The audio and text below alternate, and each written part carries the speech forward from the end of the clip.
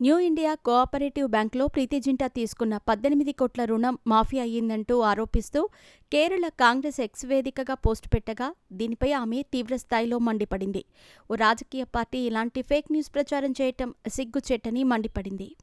New India cooperative బ్యాంక్లో 18 కోట్ల loan విషయంలో మోసానికి పాల్పడ్డారంటూ కేరళ కాంగ్రెస్ నేత చేసిన ఆరోపణలపై బాలీవుడ్ నటి ప్రీతి జింటా స్పందించారు.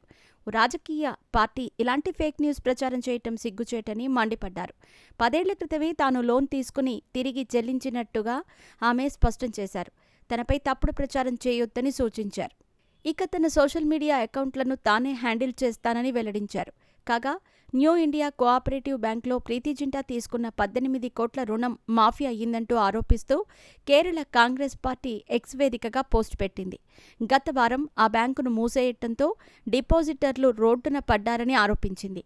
దీనిపై ఆమె ఎక్స్ వేదికగా స్పందిస్తూ తీవ్రస్థాయిలో మండిపడింది. ట్విట్టర్లో కాంగ్రెస్ పార్టీ చేసిన పోస్టు చూసి నేను షాక్ అయ్యాను. నా కోసం ఎవరూ ఏ రుణాన్ని మాఫీ చేయలేదు.